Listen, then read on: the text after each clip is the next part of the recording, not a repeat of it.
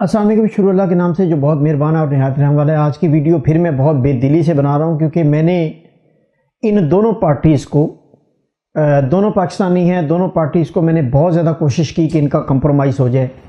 اور تقریباً 1 کروڑ کا معاملہ ہے، اور 1 کروڑ کے اس معاملے میں میں یہ چاہ رہا تھا کہ ان دونوں کا بیٹھ کے کمپرومائز ہو جائے اور یہ دونوں آپس میں معاملہ طے کر لیں، لیکن ایروگنٹ رویے کی وجہ سے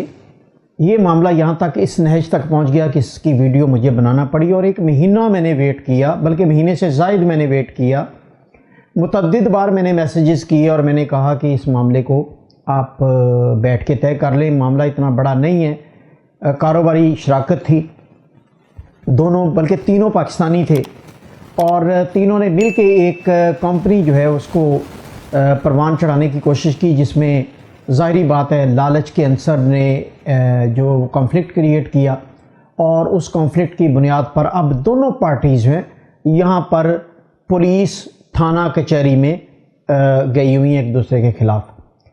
تو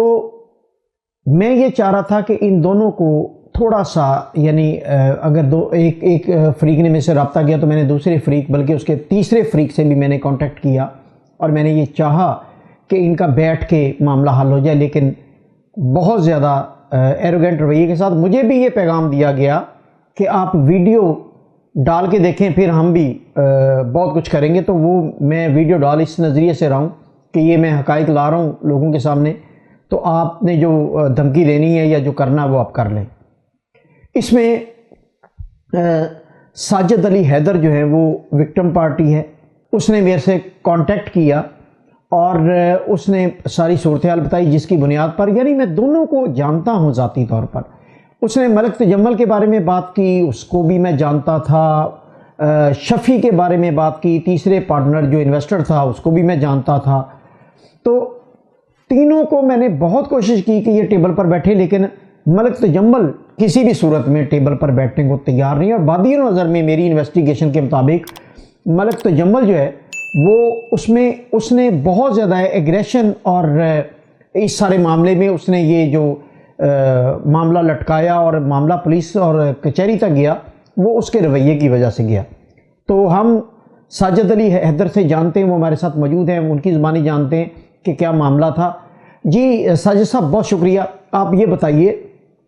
مختصر سا بتائیے کہ کیا واقعہ ہوا اور کس طرح آپ کی پارٹنرشپ ملک تجمل کے ساتھ ہوئی اور شفیع کے ساتھ ہوئی، تھوڑا سا شارٹ بتائیے گا۔ جی السلام علیکم رامز صاحب، سب سے پہلے تو آپ کا بہت شکریہ کہ آپ نے مجھے اپنا موقف دینے کا موقع دیا ہے۔ سر میری ملاقات جو ہے وہ شفیع سے ہوئی تھی۔ شفیع نے مجھے ایک کلائنٹ کے طور پر جو ہے وہ کانٹیکٹ کیا تھا، اور اس نے مجھے کہا کہ جی مجھے اپنے فادر کے نام پہ پراپرٹی بائی کرنی ہے۔ تو میں نے کہا جی موسٹ ویلکم۔ خیر مختصر یہ کہ یہ یہاں پہ آ گیا، یہاں پہ جب یہ آیا تو اس نے میری ملاقات جو ہے وہ تجمل سے کروائی۔ اب چونکہ تجمل جو ہے وہ یہاں پہ کوئی 8-10 سال سے یہاں پہ رہ رہا ہے، اور اس نے جو ہے وہ لینگویج کے اوپر عبور حاصل کیا ہوا ہے۔ شفیع نے سر مجھے پرپوزل دیا کہ اگر آپ مجھے اس پراپرٹی کے اندر کمیشن جو ہے وہ معاف کر دیں تو میں آپ کو یہ فائدہ دوں گا کہ یہاں پہ آپ کو اور بزنس دوں گا اور کلائنٹس دوں گا، اور اسی طرح چونکہ آپ کو لینگویج نہیں آتی ہے تو یہ جو تجمل ہے یہ لینگویج بول لیتا ہے، اس کی کمانڈ ہے لینگویج کے اوپر، تو میں اس کو آپ کے ساتھ جو ہے وہ کمپنی کے اندر پارٹنر کر دوں گا، اور اس طرح جو ہے وہ آپ کا بزنس فلورش کرے گا۔ تو میں نے اس پرپوزل کو ایکسیپٹ کر لیا۔ اب ہم کمپنی کے اندر جو ہے وہ پارٹنر بن گئے، شفیع بھی اس میں پارٹنر آ گیا 33% کا، تجمل بھی 33% کا آ گیا، اور میں جو ہے وہ 34% کا پارٹنر تھا کمپنی کے اندر۔ اب کمپنی چونکہ میری آلریڈی ایگزسٹنگ تھی، اس کے اندر یہ پارٹنر جو ہے وہ ہوئے۔ کمپنی کا بینک اکاؤنٹ آپ کے کنٹرول میں تھا، یعنی بنیادی طور پر کمپنی آپ کے نام پر رجسٹرڈ تھی۔ پھر یہ کس طرح یہ یعنی آپ کے ساتھ اتنا بڑا فراڈ ہو گیا، اور یہ اتنا بڑے پیسے یہ آپ سے کس طرح اینٹ کے لے گئے، اس کو ذرا ویورز کو سمجھا دیجئے کیا معاملہ ہے۔ اب ہم نے بزنس کیا 3-4 ماہ اکٹھے جو ہے ہم چلے، اس میں ہم نے 3-4 سٹیزنشپ بیچی، ہمیں الحمدللہ ایک اچھی جو ہے وہ انکم آئی۔ میں یہ کلیم نہیں کرتا کہ وہ سارے کلائنٹ میرے تھے، ایک شفیع کا تھا، ایک تجمل کا تھا، اور 2-3 کلائنٹ جو ہے وہ میرے تھے۔ اب یہ سارا جو ٹائم تھا تقریباً کوئی 4 سے 5 ماہ، اس کے اندر ہماری جو کمپنی کا ٹیکس تھا، آپ کو پتہ ہے کہ جب آپ کو کمیشن ملتا ہے پروجیکٹ سے تو آپ کو قاعدے پہ بھی پے کرنا ہوتا ہے اور آپ کو جو ہے وہ اس کے بعد انکم ٹیکس جو ہے وہ پے کرنا ہوتا ہے، تو وہ اپروکسیمیٹلی اکٹھے ہوتے ہوتے 4.5 لاکھ لیرہ ہو گیا۔ سر یہ جو ہے وہ وجہ اناد بنی اور یہاں سے ہمارا جو اختلاف ہے وہ شروع ہو گیا۔ اب آپ یہ اندازہ کر سکتے ہیں کہ $48,000 جو ہے وہ مجھ سے پہلے لے چکا ہے، $20,000 ہم اپنے اس استنبول والے آفس کو جو کہ باعث نے کر لیا اس کے اوپر رینوویشن کے اوپر جو ہے وہ خرچ کر چکے ہیں، اور اس کے بعد جو ہے 4.5 لاکھ لیرہ جو ہے وہ میری کمپنی کے اوپر ٹیکس ہے۔ اب میں ہر لحاظ سے جو ہے وہ ان کے وہ شکنجے میں ہوں۔ اب میں انہیں ریکویسٹ کر رہا ہوں کہ یار ہم ٹیکس جو ہے وہ پے کریں۔ سر شفیع جو ہے یہ پاکستان میں تھا، اسے میں نے کہا کہ آپ آؤ گے تو ساری بات ہوگی، خیر یہ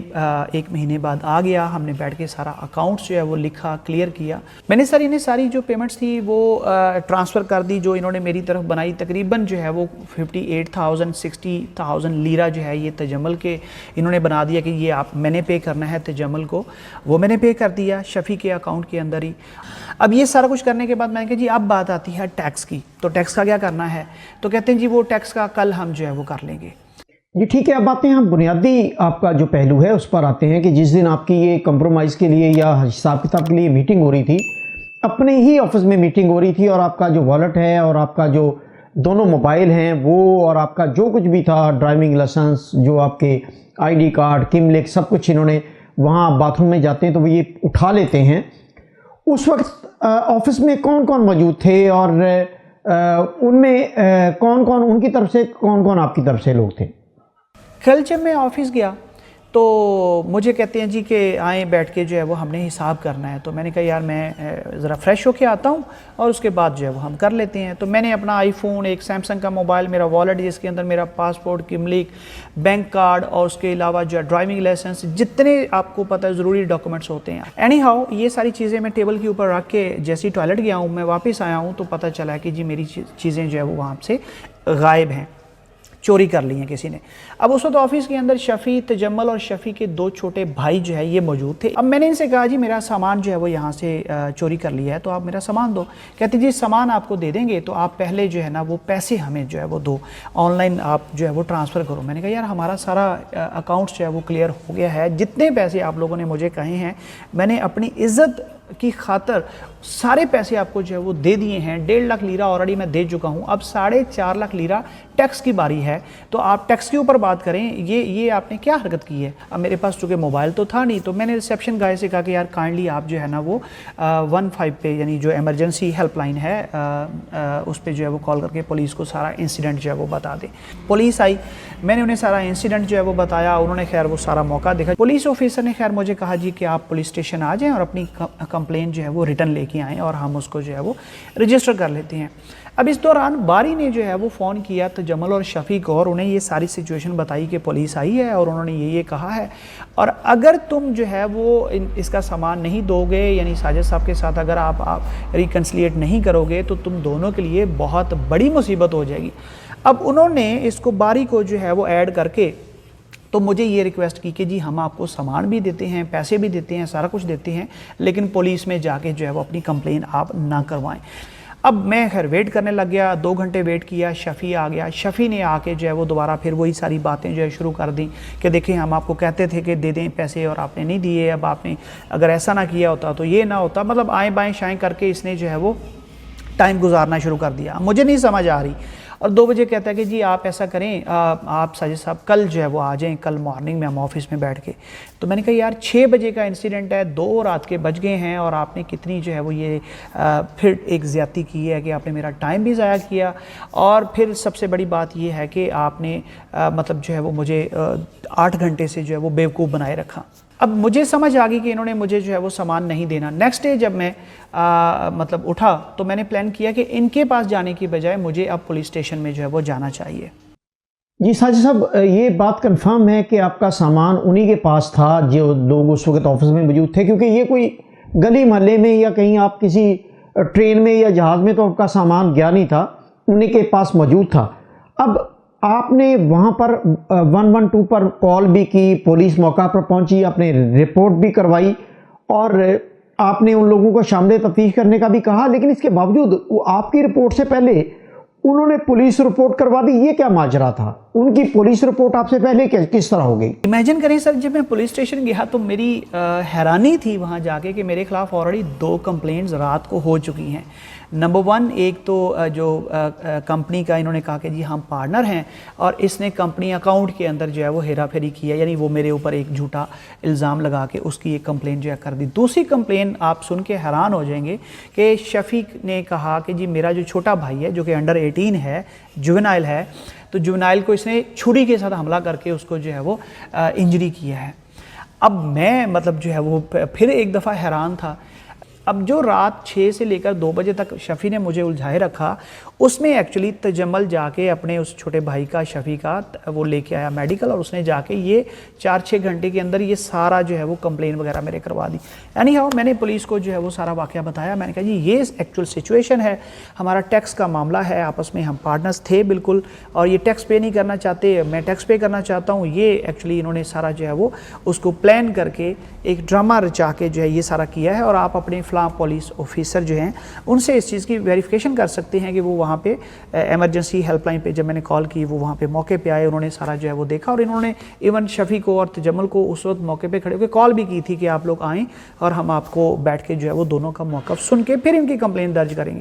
تو وہاں پہ ساری سچویشن جو ہے وہ میں نے بتا دی. اور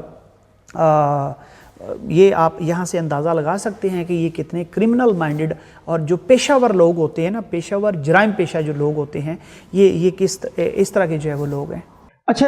ساجد صاحب، اس میں بھی ویورز کے لیے ایڈ اپ کرنا چاہ رہا ہوں معاملہ کہ جب میں نے ملک تجمل سے اس پر بات کرنے کی کوشش کی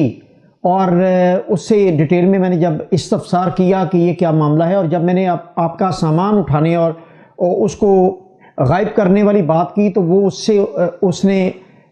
انکاری ہوا وہ. اور لیکن جب میں نے کہا کہ آپ نے موبائل بیچا اور خریدار نے آگے جو ہے وہ اس کے پاسورڈ لینے کے لیے آئی فون کے اس نے ساجد علی حیدر کو ہی فون کر دیا، تو اس پر وہ تھوڑا سا ہیزیٹیٹ کیا اور اس نے، یعنی مجھے اندازہ ہوا کہ یہ اس نے موبائل بھی اسی نے بیچا ہے. تو میں حیران ہوں کہ ہر چیز کنفرم ہوئی، خریدار نے آپ کو فون کر کے پاسورڈ مانگا کہ آپ کا موبائل اس کے پاس چلا گیا. یہ تمام ثبوت ہونے کے باوجود میں ایک بات پر حیران ہوں کہ اگر یہ آئی فون آپ کا تھا، انہوں نے اٹھایا تھا،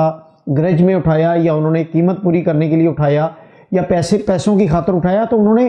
یہ آگے ملک تجمل نے بیچا کیوں؟ یعنی یہ کامن سینس کی بات ہے کہ آئی فون جب آپ آگے بیچیں گے تو اس کا پاسورڈ تو مالک کے پاس ہوگا، اس کے بغیر تو وہ چل نہیں سکتا. تو یہ حیرت کی بات ہے کہ اس نے آگے بیچا کس طرح اور کیوں بیچا؟ اب سر سچویشن یہ ہے کہ تجمل نے وہ جو میرا آئی فون تھا اس کو چونکہ آئی کلاؤڈ لگا ہوتا ہے، تو اس نے جو ہے ایک مصری لڑکے کو جو ہے وہ $700 کا بیچ دیا. اب اس نے میرا جب موبائل بیچا تو اسے میرا نمبر بھی دے دیا کہ یار جو آئی کلاؤڈ کا پاسورڈ ہے نا وہ یہ آپ اس نمبر سے جو ہے وہ لے لیں.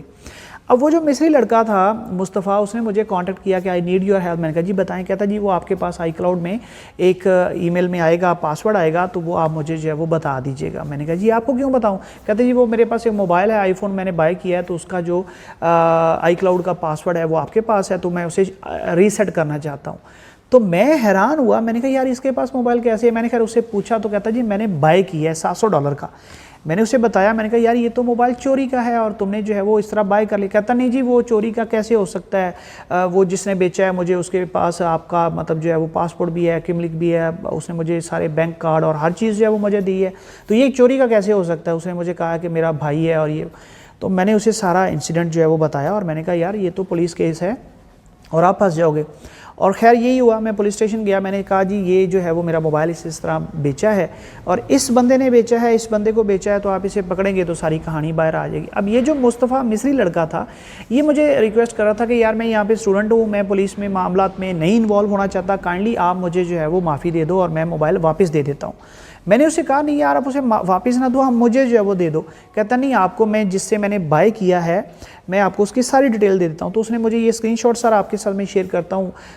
وہ کیا کہتے ہیں تجمل کی تصویر, اس کا نمبر, اس کی کنورسیشن جو اس کے ساتھ ساری چیٹ ہوئی تھی وہ ساری جو ہے اس نے مجھے سینڈ کر دی, اور موبائل اس نے تجمل کو واپس بھی کر دیا. تو مطلب اس سے بڑا اور جو ہے وہ پروف کیا ہوگا ان کے مطلب اس چوری کا.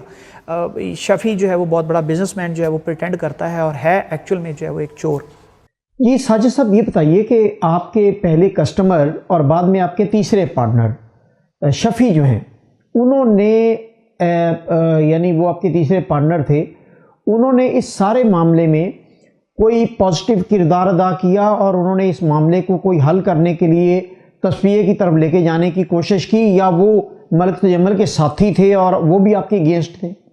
سر آپ کو پتہ ہے کہ جب آپ کو یہ شک ہونا کہ یہ بندہ آپ کا جو ہے وہ چور ہے تو آپ اس سے حلف مانگتے ہیں, لیکن اگر آپ کو یہ کنفرم ہو کہ آپ کا یہ چور ہے تو پھر آپ خود بھی حلف دیتے ہیں. تو میں آج بھی چیلنج کرتا ہوں, آپ نے بھی 10 بار انہیں جو ہے وہ کانٹیکٹ کیا اور یہ 2-3 مہینے ہو گئے ہیں آپ نے اس چیز کو جو ہے وہ لنگر آن کیا کہ یہ آج اپنا موقف دے دیں, آج آپ بتا دیں. شفیع کو بھی اور ایون جو ہے وہ تجمل کو, سب کو جو ہے وہ آپ نے کہا, نہیں آئے. کیوں؟ کیونکہ یہ جھوٹے ہیں. میں آج بھی آپ کے اس پلیٹ فارم سے چیلنج کر رہا ہوں کہ کسی جگہ پہ آ کے میرے ساتھ بیٹھ کے جو ہے وہ بات کر لیں, 2 منصف لوگ جو ہے وہ بٹھا لیں. اور میں کہتا ہوں کہ کسی چیز کی, کسی پروف کی کوئی ضرورت نہیں ہے. یہ کہتے ہیں جی ہمارے پاس تو پروف نہیں ہے, تو میں کہتا ہوں آئیں باوضو ہو کے یہ دونوں قرآن پاک کے اوپر حلف دے دیں, ہاتھ رکھ کے یہ کہہ دیں کہ میں جو کہہ رہا ہوں وہ غلط ہے اور جو یہ کہہ رہے ہیں وہ سچ ہے.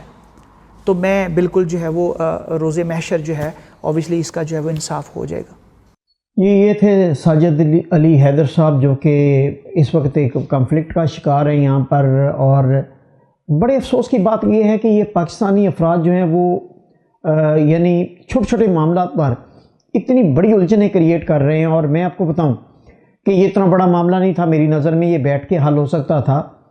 سب سے بڑی بات یہ کہ سارے عرصے میں ساجد علی حیدر جو ہیں وہ مجھے کہتے رہے کہ میں تمام یہ جو میں باتیں کر رہا ہوں اس کے میرے پاس بینک ٹرانزیکشن اور ثبوت موجود ہیں, جو میں سکرین پر بھی آپ کو چلا رہا ہوں کہ یہ اس کے پاس موجود ہیں. اور ان ساری ٹرانزیکشن کا وہ ساجد علی حیدر بار بار کہتے رہے کہ ہم جب اکراس دا ٹیبل بیٹھیں گے جو میں چیز ثابت نہیں کر سکوں گا تو وہ اس سے میں وڈرا کروں گا, معافی بھی مانگوں گا. جو چیز میں بینک کے ذریعے ثابت کروں گا میں اسی کا کلیم رکھتا ہوں. اور موبائل وغیرہ چوری ہونا اور اس کا والیٹ اور اس کے ضروری اشیاء چوری ہونا باتھ روم جانے کے بعد, وہ تو ایک راکٹ سائنس نہیں ہے. یعنی اس وقت آفس میں, اپنی آفس میں وہی لوگ موجود تھے. اور سب سے بڑی بات یہ کہ ملک تجمل نے جو بھائی کو چھری مار کے اس پر رپورٹ کروائی وہ انتہائی افسوسناک اور انتہائی گھٹیا حرکت ہے. اور میں آپ کو بتاؤں کہ اس کے ایروگنٹ رویے کی وجہ سے میں نے بھی بڑی کوشش کی کہ ان کا تصفیہ ہو جائے اور یہ نہ اس خبر کی نظر بنے, لیکن اس نے کوئی رسپانس نہیں دیا. میں نے شفیع سے بھی کانٹیکٹ کیا,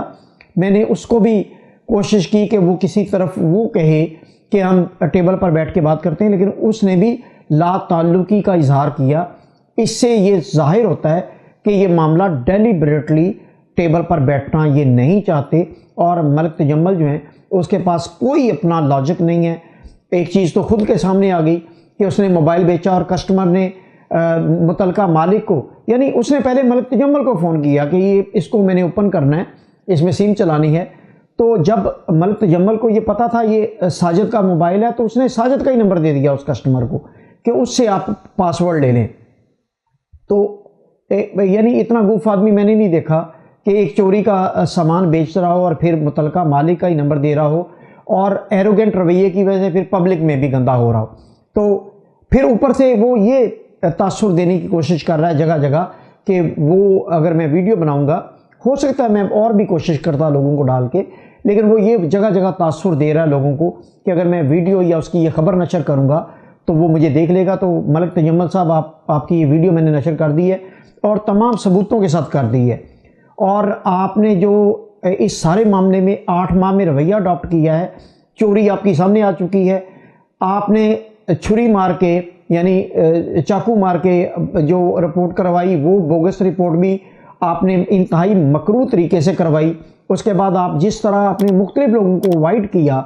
اور اس معاملے کو یعنی تصفیہ کی طرف لے کے جانے کے بجائے مزید کنفلکٹ کو بڑھا رہے ہیں، یہ آپ کے لیے بہتر نہیں تھا، نہیں ہے اور نہیں ہوگا۔ مجھے دیجیے اجازت۔ اللہ حافظ و ناصر۔